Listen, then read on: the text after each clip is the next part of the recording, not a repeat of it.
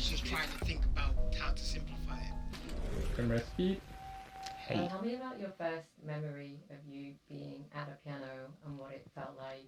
My mum bought some books into the house, just some children's books. John Thompson's Easiest Piano Course, Chester's Easiest Piano Course. So I taught myself from that. Say when I was about 10 or 11, that's when I had some formal lessons. And so I was kind of just, playing, doing scales and stuff like that. I was competent at the instrument, but again, I was still only playing on the little keyboard. As I got into college, say, making hip hop, making garage, rave stuff and electronic music. And then I kind of just stopped playing. Once I got back from uni, I didn't really touch keyboard or piano. My piano journey only really begun when I was like 23, 24. It was all through that time, everybody's trying to become an MC or a DJ or whatever. And I'm making these beats and trying to send them to people, trying to get people to kind of jump on them and whatever. But what I was getting back was that it was too musical. Because nobody had a problem when I played a melody and it just existed as a melody. People only had a problem when I was like, I'll rap on it or sing on it or do something on it. So that's kind of why I was then just like, oh, well, I'll just play then, and that will be the thing.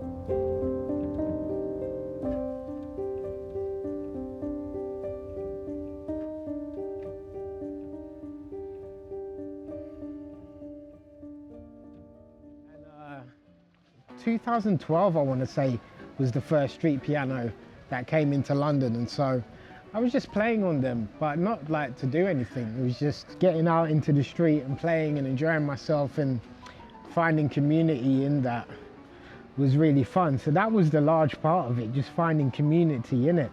Asian, I think, for a lot of people. And then obviously you have the other aspects of it, the social aspects, the fact that how I look and how I dress and how I play.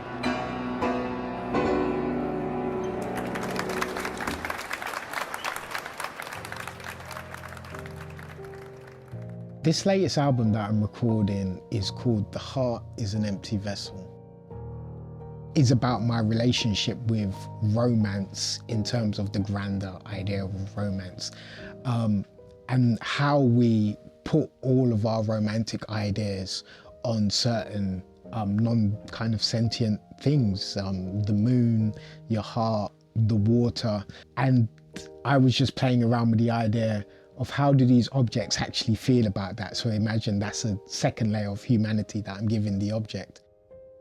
It's great to come out here to Berlin to record this album. I feel very comfortable recording in my house. It's a great space to record in. But what it doesn't afford you is the opportunity to take a lot of time with what you're doing. Having someone like Antonio working with you and having a whole kind of team around you to help you. Your circle, and when I talk about the circle, I'm talking about, the tune and how it resolves and goes round. When you listen to something like Beethoven or Chopin, it's a very massive circle in terms of a theme. Whereas with your Olafers, with your Hani Around Me's, with your very kind of modern composers, it's a very small circular theme. And it doesn't need to be that complex, and people really enjoy it. And that taught me a lot. It taught me how to kind of put my ego to aside as a composer as well, to be like, what does the audience actually want from a piece of music? Maybe they do just want a small circle, and there's nothing wrong with that. And it's an actual talent and a skill to be able to develop a theme over 3 or 4 minutes.